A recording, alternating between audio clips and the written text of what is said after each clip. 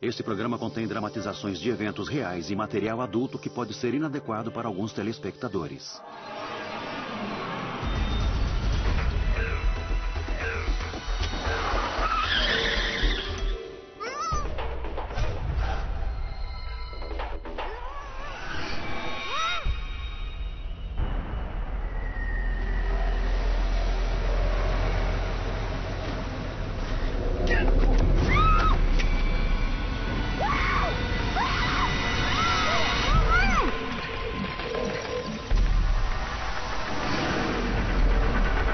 Atração perigosa.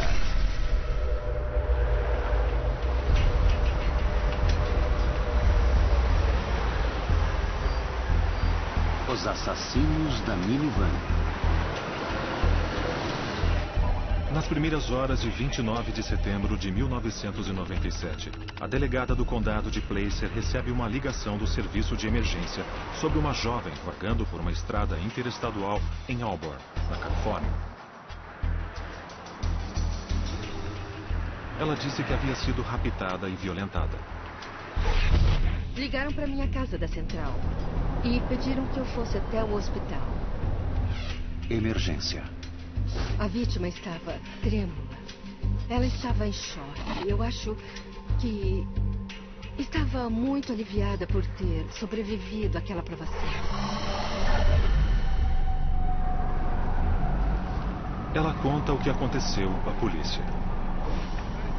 Ela estava voltando a pé da escola para casa e estava descendo a rua Washington em Reno, Nevada, quando ouviu um veículo se aproximar atrás dela.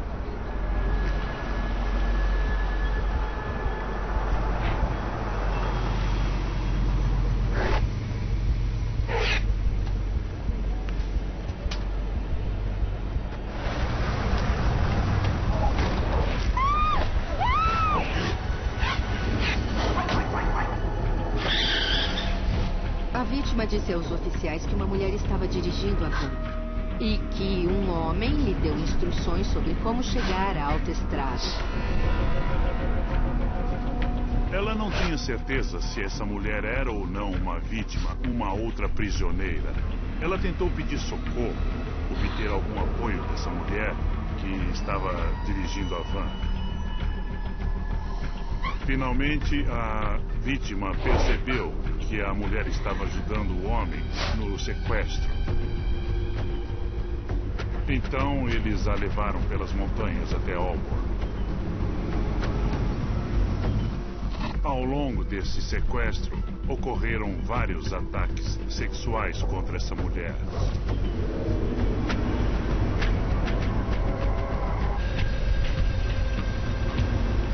Acho que o termo predador sexual pode ser aplicado a esses dois criminosos. São criminosos que se dedicam a um comportamento sexual sádico para obter prazer sexual com o sofrimento, a humilhação e o controle de uma vítima. Eles perderam a habilidade de se importar com outro ser humano.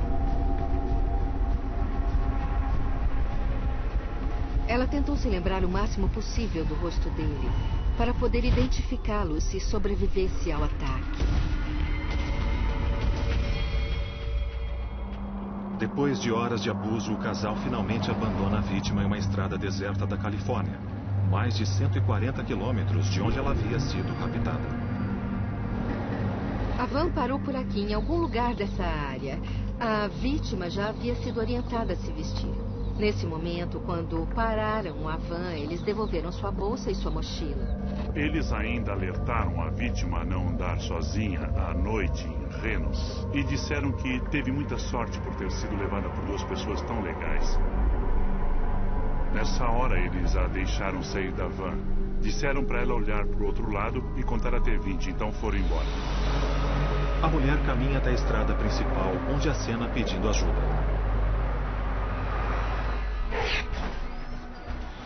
Apesar de estar em choque, a vítima fornece descrições detalhadas de seus agressores.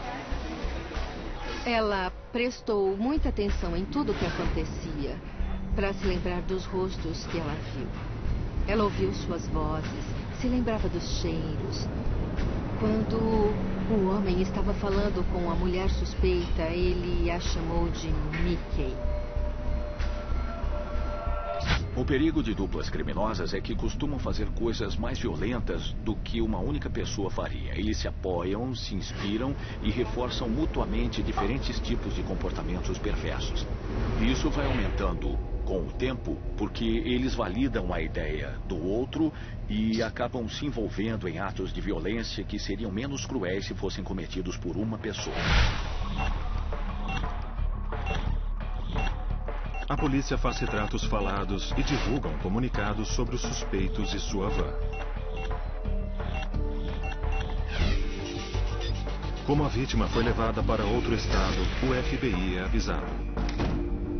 É muito raro que um homem e uma mulher pratiquem ataques sexuais contra estranhos. É uma coisa que deixa qualquer um arrepiado saber que há um perigoso casal de predadores agindo. Historicamente, houve alguns casos significativos de homens e mulheres que agiram em dupla nessa região. Na década de 1980, Gerald e Charlene Galego formaram um casal que sequestrava, estuprava e assassinava na região de Sacramento. Eles assassinaram 10 vítimas. Os galegos abandonaram o corpo de uma de suas vítimas em Clipper Gap, onde a jovem de Reno que foi sequestrada e violentada foi deixada. As autoridades temem que esta dupla esteja imitando o casal galego. Um caso desses tem alta prioridade no FBI. Essas pessoas que estão aí fora, talvez se preparando para caçar outra vítima, precisam ser capturadas o quanto antes. Em casos como esses, paramos tudo. Saímos à rua e começamos a investigar pistas, recolher evidências e entrevistar testemunhas o mais rápido possível. Mais de um mês se passa sem que os esforços da polícia tragam resultados. E o caso continua sem solução.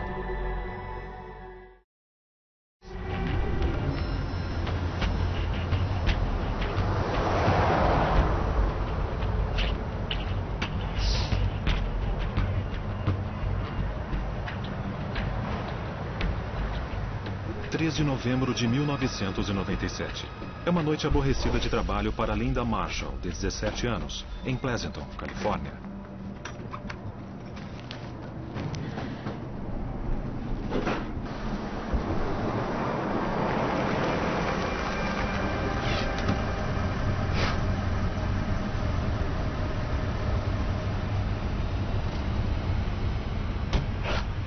Houve um outro ataque sexual em que 2 pessoas tentaram fazer sexo com essa jovem. Eles a espancaram e acabaram tirando fotos dela e disseram: se você contar o que fizemos, vamos mostrar essas fotografias, vamos te chantagear. No final, é claro que ela teve medo de ser assassinada. Quando é libertada, Linda procura a polícia. Mas em vez de dizer a verdade sobre os agressores, ela mente. Linda tem medo deles e das fotos em seu poder. Ela afirma ter sido raptada e estuprada por 3 homens. A polícia suspeita de sua história e quando questiona a vítima por causa das inconsistências, ela retira a queixa.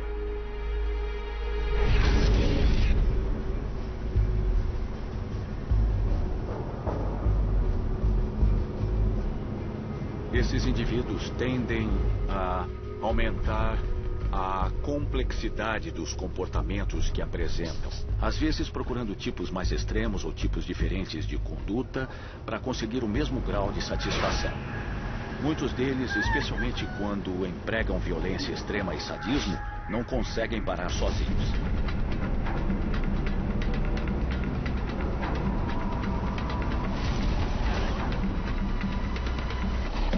Em 19 de novembro de 1997, policiais de Sacramento atendem a uma denúncia de um possível ataque sexual em uma residência. 2 adolescentes contam aos policiais que foram estupradas em momentos diferentes pelo mesmo casal. A revelação mais chocante foi o fato de uma das garotas ter sido molestada pela própria mãe, que ainda a ofereceu ao namorado para fins sexuais. O tipo de criminoso que entrega a própria filha para o prazer sexual de outro criminoso e até participa desse abuso e exploração é tão culpado quanto o próprio parceiro. E provavelmente apresenta tipos semelhantes de impulsos e fantasias perversas. É o tipo de pessoa que se mostra incapaz de ter qualquer compaixão ou cuidado por uma criança.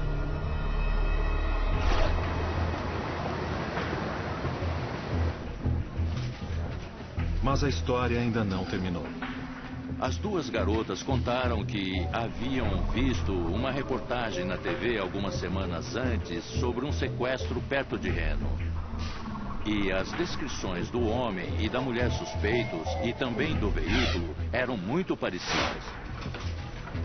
As garotas fornecem os nomes de seus agressores aos investigadores: James Frog DeVegio e Michelle Mickey Michaud. Uns 2 dias depois do sequestro e estupro de Reno, Michaud e DeVegio sabiam que as autoridades estavam atrás deles. O retrato falado de DeVegio tinha sido publicado no jornal e estava na televisão. Então eles sabiam, desde o início, que a polícia tinha razões para suspeitar deles. Eu comecei a verificar os envolvidos e descobri que DeVegio era um criminoso sexual fichado que já tinha sido preso recentemente em Sacramento e que Michelle Michaud era uma prostituta presa por prostituição várias vezes. A polícia não se surpreende ao descobrir que ambos possuem um longo histórico de agressões. James Anthony DeVegio nasceu em 1960 em São Francisco, na Califórnia. Ele teve uma infância muito infeliz. Sua mãe era a figura dominante em sua casa. Ele se envolveu em vários crimes sexuais desde a adolescência. Enfrentou muitas coisas, dificuldades psicológicas, vários problemas e tinha muita raiva, um grande ódio pelas mulheres. Michelle Michaud era 2 anos mais velha que James DeVegio e cresceu na região de Sacramento. Ela fugiu de casa quando tinha 17 anos. Ela conheceu um cafetão que a aliciou e a colocou nas ruas e ela acabou trabalhando em algumas casas de massagem. James DeVegio e Michelle Michaud se conheceram em outubro de 1996 em um bar onde DeVegio trabalhava. Michaud e DeVegio inicialmente se sentiram atraídos porque eram dependentes de metanfetamina. A metanfetamina é um psicoestimulante e quando uma pessoa toma metanfetamina, seja inalando, cheirando ou fumando, geralmente esse indivíduo intoxicado pela droga sente euforia e um grande aumento no nível de impulsividade. A droga também pode levar a paranoia, agressividade, brigas, alucinações. A pessoa perde o contato com a realidade, ela começa a perder a noção dos valores que possui e se já não tiver uma boa estrutura nem valores, o quadro vai piorar e atos mais extremos ficam bem mais prováveis. Michaud e DeVegio tendiam a projetar no outro o que gostariam de ver em outra pessoa. E Michaud diria, depois que ela via DeVegio como uma figura forte e paternal em torno da qual a família poderia se aglutinar. E eu acho que DeVegio Frog a via como alguém disposta a fazer tudo para satisfazê-lo. Uma coisa que ele sempre esperava das mulheres. Uma pessoa que tratava mulheres como objetos, como o Sr. DeVegio fazia, reconhece muito bem as oportunidades que a dependência de metanfetamina pode apresentar. Ou seja, ele devia saber que se a pessoa com quem estivesse envolvido, nesse caso Michelle Michaud, fosse viciada na droga e ele fosse o responsável por financiar o vício ou até fornecer a metanfetamina, ele poderia usar isso como uma forma de controlar. O fato de Michaud ser uma prostituta e de DeVegio ser um predador sexual cria a combinação perfeita. Você tem uma prostituta que trabalha usando o seu corpo como um produto e se dispõe a atuar em diferentes situações. É a parceira perfeita para um homem que quer tratar uma mulher como objeto para obter satisfação. Eles se envolvem e temos a receita ideal para um agravamento de conduta. Quanto mais os investigadores analisam a dupla, mais perturbadoras são as revelações. Michelle Michaud tem uma personalidade interessante. Ela tinha capacidade de aparentar coisas diferentes para pessoas diferentes. Só de olhar para ela, o padre da igreja diria: é uma mãe maravilhosa. Ela assa biscoitos para crianças. Essa era a imagem que ela passava ao padre. Ao mesmo tempo, ela podia entrar em um bar, xingar e se gabar de ser um membro da máfia, dos Hells Angels ou coisa do gênero. James DeVegio tinha obsessão por serial killers. Ele era fascinado por eles. Ele tinha um jogo com cartas que descreviam os serial killers, especificamente os sexuais. Porque ele queria imitá-los, queria ter notoriedade, ele queria deixar a sua marca. DeVegio estava particularmente interessado em um casal de assassinos, Gerald e Charlene Galego. Charlene dava assistência a Gerald em sequestros de mulheres jovens, para que ele as estuprasse e matasse. A ideia pareceu interessante para James DeVegio. O fato de DeVegio e Michaud seguirem as pegadas de casos parecidos com os seus não é incomum. Isso reflete, em grande parte, o que eles eram, sua vida de fantasias, e não é uma coisa incomum em pessoas assim. Todos têm seus heróis. Se você for um criminoso violento que pratica atos sexualmente sádicos, vai se sentir atraído por pessoas que fizeram a mesma coisa.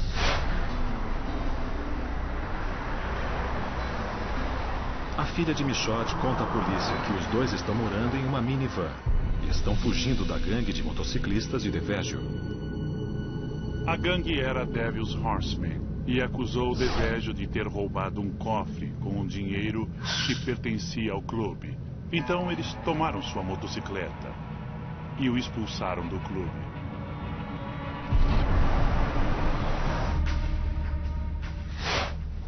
Nos dias seguintes, a polícia de Sacramento expede uma ordem de prisão para James DeVegio e Michelle Michaud por atacar sexualmente duas menores.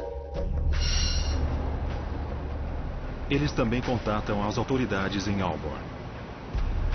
Quando os suspeitos moram no próprio veículo, como essa dupla, fazemos o mesmo que em qualquer outro caso. Falamos com as pessoas que os viram, vamos aos locais onde estiveram, fazemos muitas perguntas, tentamos descobrir onde eles estão. Sacramento fornece fotos dos suspeitos para a polícia de Auburn. A mulher que foi atacada faz uma identificação positiva dos dois agressores.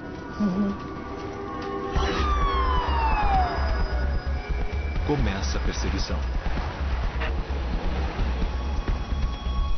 Montamos uma equipe com 20 agentes do FBI, além de delegados de condado, oficiais de condicional. Todos que tinham arma e distintivo saíram para cobrir essa área, encontrar e interrogar as pessoas que conheciam os dois.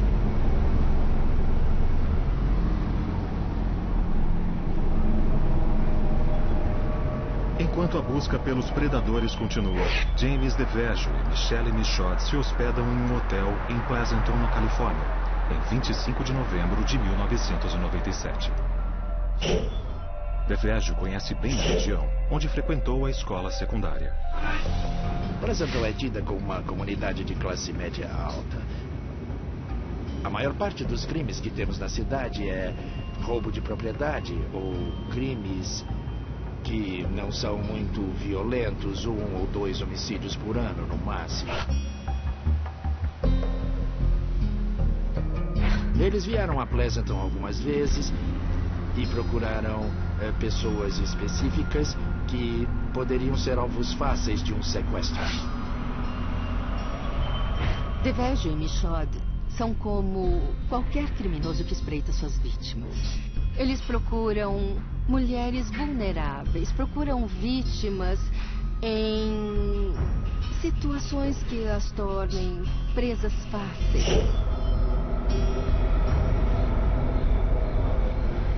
Eles passam o dia de ação de graças na casa da ex-mulher de Devejo e seu atual marido. Entre os convidados está a filha de Devejo, que tem 15 anos de idade. Durante o jantar, a dupla fala abertamente de suas intenções criminosas.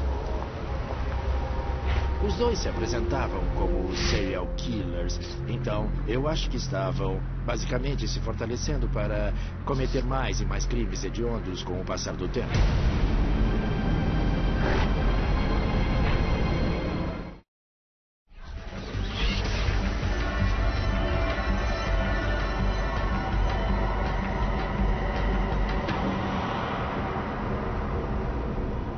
Devejo e Michaud foram a um jantar de ação de graças com a primeira mulher dele e seus filhos, desse casamento. E depois do jantar, Devejo e Michaud foram dormir em um hotel, porque ele não conseguia suportar o marido de sua ex-mulher. A filha dele foi para o hotel com os dois e ao longo da noite, Devejo tentou fazer sexo com a própria filha. Ela o rejeitou, mas ele insistiu e conseguiu ir em frente. É provável que ele já tenha feito isso 4 ou 5 vezes antes. Devejo é um psicopata. Ele não tem a capacidade de se ligar a outros seres humanos de uma forma normal e saudável, nem a habilidade de sentir empatia por eles. Ele vê os outros como objetos a serem explorados para seu prazer pessoal. Ele é um predador na verdadeira acepção da palavra.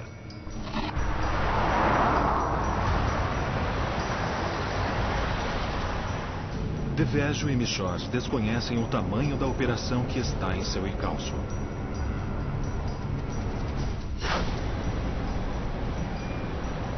Movidos a drogas, os suspeitos continuam sua caçada. Devejo e Michaud falavam sempre em sair para caçar, em caçadas, em procurar uma vítima.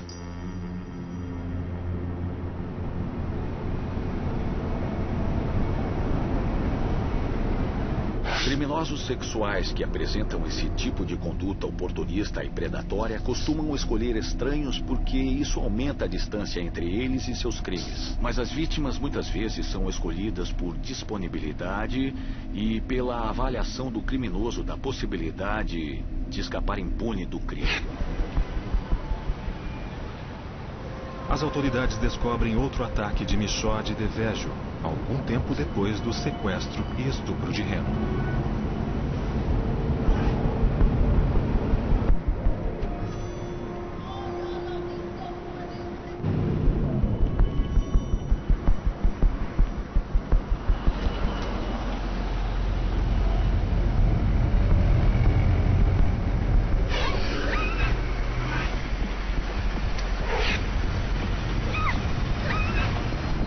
Eles pegaram uma prostituta em Sacramento. Essa mulher entendeu na hora o que estava acontecendo. Lutou, conseguiu se livrar de Devejo e sair da van. Eles fugiram e foi por um triz. Pode ter sido nesse momento que Devejo percebeu que, para poder imobilizar qualquer outra vítima no futuro, ele ia ter que descobrir algum método de amarrá-la de alguma forma. A próxima vítima não vai escapar.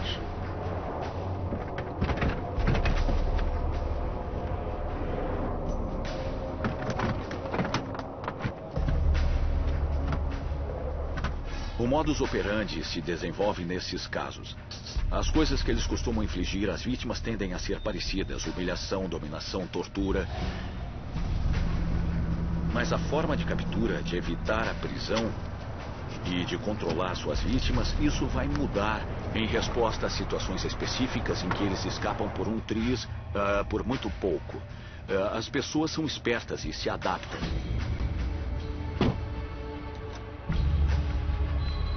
Eles removeram os assentos da van, instalaram cordas para poder amarrar as vítimas. É claro que eles estavam premeditando. Então eles decidiram sair para mais uma caçada.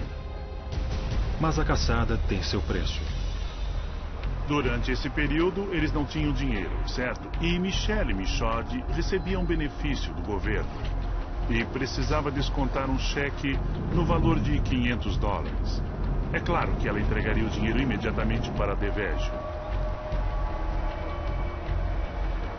Então, enquanto eles se preparavam, arrumavam tudo para tal caçada ou aventura, como Michaud costumava chamar, acabaram entrando em uma loja.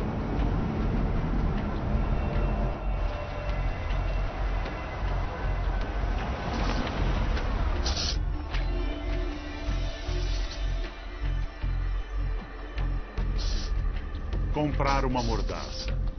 E eles fizeram isso para poder amordaçar a próxima vítima, fosse quem fosse, e assim ela não poderia fazer nenhum barulho ou gritar alto o suficiente para que alguém percebesse. Então era evidente que estavam se preparando, estavam armando o que chamavam de aventura. Criminosos costumam planejar para poder realizar suas fantasias. E a procura por esses objetos me diz que eles faziam parte dessa fantasia. E ele queria estar preparado para poder encenar essas dimensões nas interações com suas vítimas. Quando as notícias dos suspeitos vêm à tona, Linda Marshall decide contar a verdade sobre seu estupro em Pleasanton. Bem, ela não contou tudo à polícia, quem eram essas pessoas, suas identidades, porque tinha medo delas, tinha medo que a matassem. Ela era amiga de uma de suas filhas. Ela conhecia os dois de nome e de vista.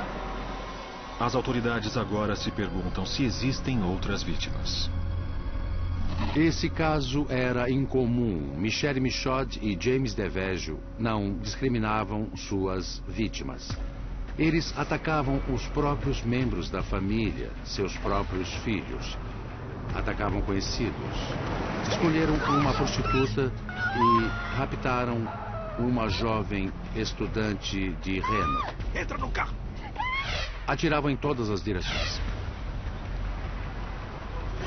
Eles já eram pessoas que não se importavam com os outros e só queriam se satisfazer.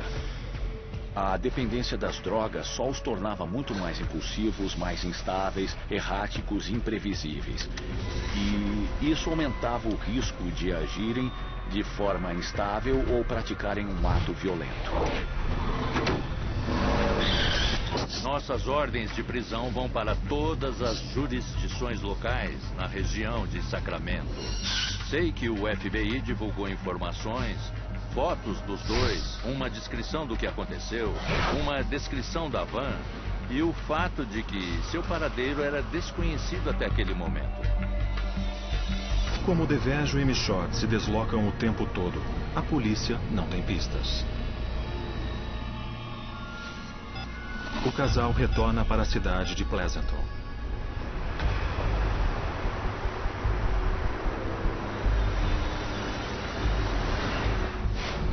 Eles dirigem a noite toda consumindo metanfetamina e falando sobre caçadas.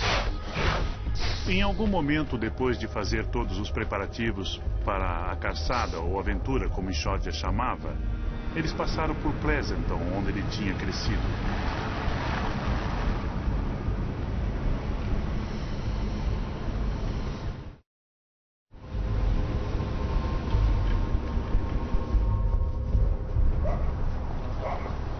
Na manhã de 2 de dezembro de 1997, Vanessa Sampson deixa sua casa e caminha até o trabalho, a pouco mais de 1 quilômetro de distância. Deviam estar bem agitados por causa da metanfetamina.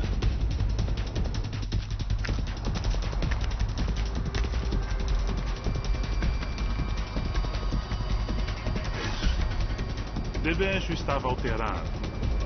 E ver todos os lugares em que foi humilhado e rejeitado na cidade em que morou só aumentava sua raiva.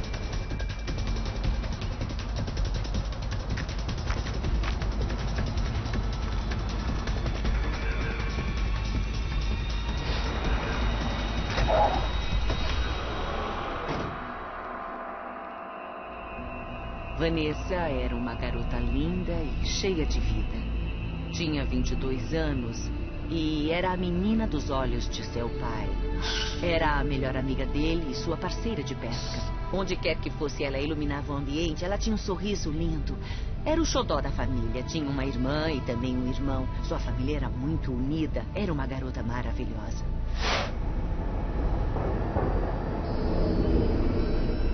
O fato de a vítima ser amarrada na van, de costas, para não se mexer, com uma mordaça na boca para não gritar por socorro e vendada para não ver o que está acontecendo com ela, é uma evidência de como é importante a sensação de impotência nas vítimas dele. Ele não queria que elas pudessem ver, saber ou prever quando iriam sentir dor ou humilhação.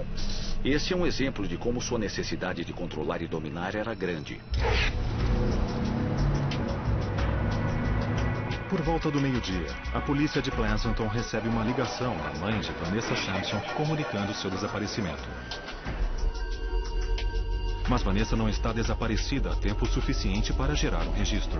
Nesses casos, raramente chegamos à conclusão de que uma coisa ruim aconteceu, de que um crime ocorreu. Temos 65 mil pessoas nessa comunidade, mas 150 mil que trabalham aqui. Não é incomum que algumas pessoas desapareçam. Poucos casos, praticamente nenhum, acaba sendo um simples sequestro.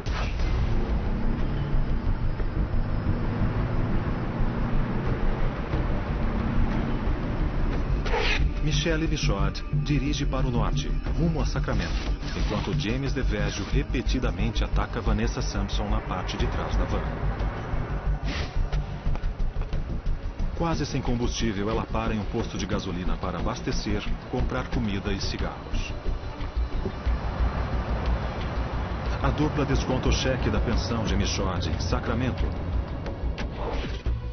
e ruma para South Lake Tahoe, onde se hospeda em um hotel. Eles fizeram várias paradas pelo caminho. Em muitas delas, se Michelle Michaud quisesse, poderia ter libertado Vanessa Sampson. DeVeggio e Michaud levam Vanessa para o quarto e continuam a atacá-la brutalmente. Às 10 horas daquela noite, a mãe de Vanessa Sampson liga para a polícia de Pleasanton pela segunda vez. Os oficiais reavaliam o caso e decidem registrar o desaparecimento. Era uma jovem muito responsável que levava uma vida regrada. Era estranho alguém como ela sumir assim, sem responder a recados, sem ligar para os pais, nem para os amigos, sem falar com o namorado, faltando ao trabalho. Tudo isso era muito preocupante para todos os envolvidos. A polícia avisa a mídia sobre o desaparecimento de Vanessa. No dia seguinte, oficiais falam com os vizinhos, checando se alguém viu ou ouviu alguma coisa. Amigos e parentes se unem para espalhar a notícia.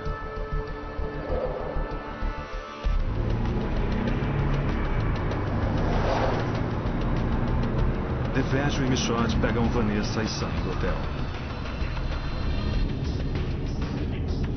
A polícia de Pleasanton investiga o desaparecimento de Vanessa Sampson, sem saber que James DeVeggio e Michelle Michaud já estão sendo procurados. Após uma investigação minuciosa pela vizinhança, a polícia trabalha com sua primeira pista. Falamos com o dono da casa que está bem atrás de nós. Ele estava consertando o telhado com um amigo quando ouviu um barulho. Na verdade, um grito. Nessa hora, os dois se levantaram. Então viram uma van verde, modelo novo, se afastando do local aqui à nossa direita. Eles notaram que uma mulher de cabelo comprido preto estava dirigindo. A polícia vasculha a área à procura de provas, mas não encontra nada.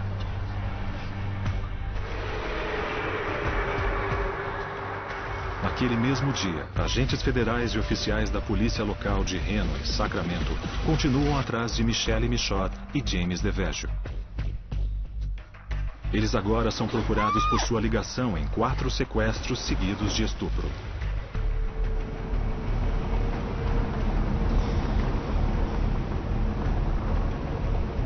DeVegio e Michaud dirigem sem rumo por Salt Lake Tahoe.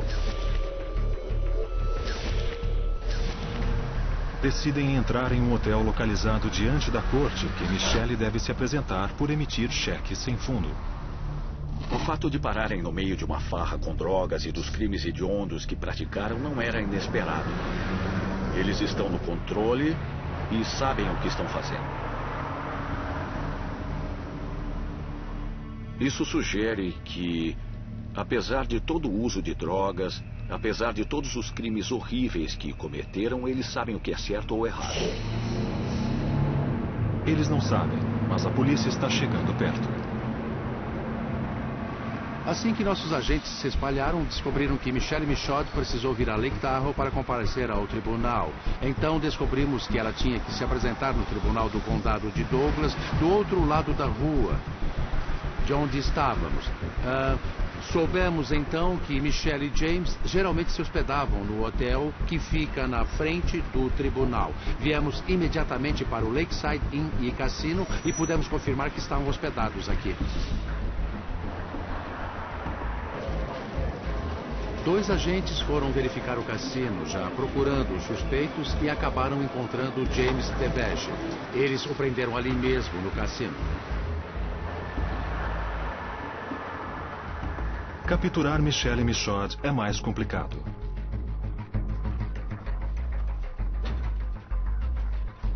Depois que James foi preso no cassino, bolamos um plano em que eu vestiria um uniforme de segurança do cassino e tentaria fazer Michelle abrir a porta para poder prendê-la.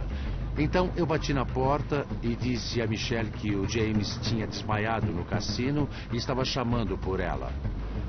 Depois de insistir um pouco e explicar o que houve, ela finalmente abriu a porta e conseguimos agarrá-la, tirá-la do quarto e colocá-la sob custódia.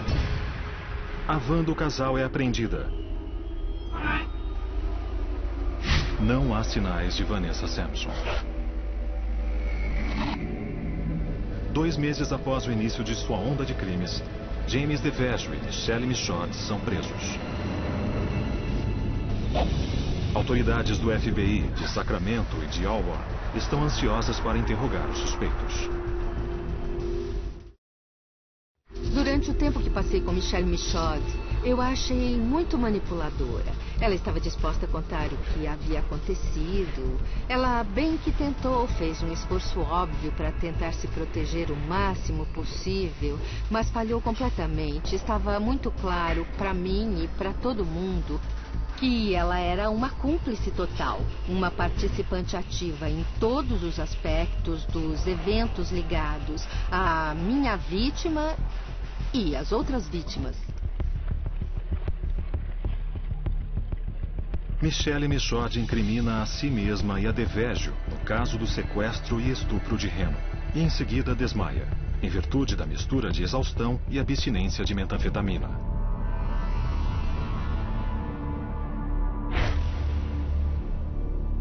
Em 4 de dezembro, a busca por Vanessa Sampson chega a um final doloroso.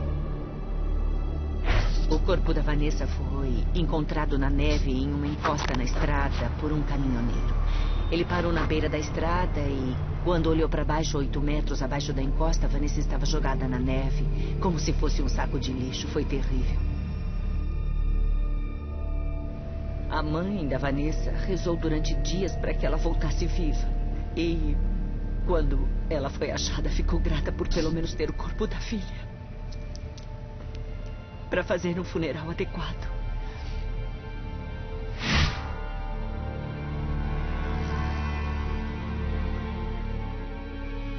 Meu único arrependimento foi chegar atrasado e não salvar Vanessa Sampson.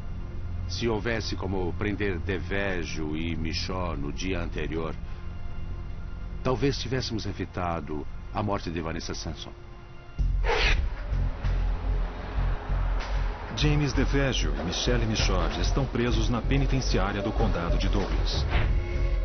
DeVegio só fala por meio de seu advogado. Quando descobrimos que Michaud e DeVegio eram os principais suspeitos do assassinato de Vanessa Sampson, imediatamente contamos à polícia do condado de Douglas que eles tinham um possível culpado de assassinato em sua prisão. Algumas horas depois, a polícia do condado me ligou e disse: Michel Michaud acabou de procurar os oficiais da prisão e disse que queria falar sobre um assassinato. Devejo insistiu que Michaud era assassina. Michaud disse não, foi Devejo quem a matou. Michaud estava dirigindo, segundo ela, quando o assassinato ocorreu. E ao que parece, Devejo estrangulou Vanessa Sampson por trás.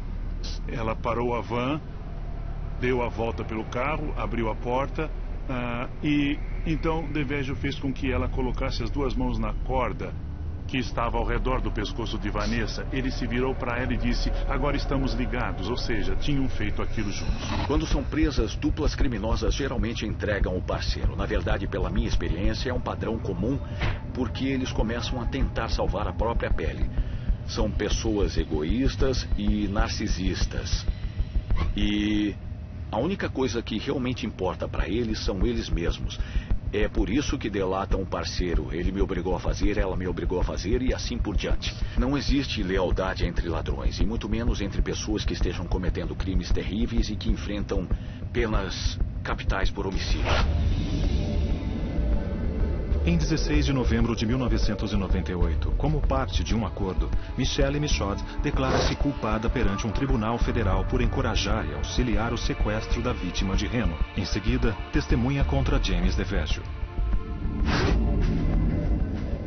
Em 19 de maio de 1999, James Devejo foi declarado culpado e condenado a 22 anos de prisão. Ambos negam qualquer ataque às suas filhas. As acusações são retiradas, mas eles são acusados de homicídio pela morte de Vanessa Sampson.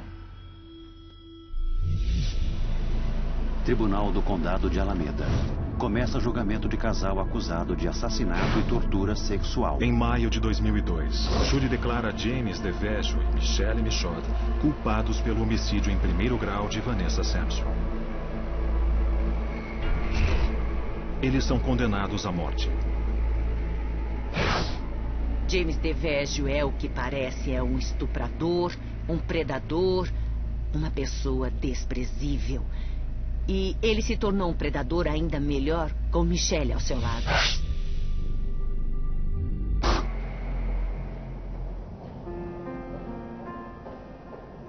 Mas a memória da morte de Vanessa ainda assombra Angela Beckers. Todo ano, na época do aniversário de Vanessa, sua mãe manda rezar uma missa na paróquia de St. Augustine. Todos vão à missa ao meio-dia. Depois vamos ao túmulo que fica ali perto. Vão todos os seus amigos, os colegas da escola, a família, todas as pessoas que a amavam. E fazemos uma festa de aniversário para ela. Nós soltamos bexigas em sua homenagem e brindamos a ela e celebramos seu aniversário.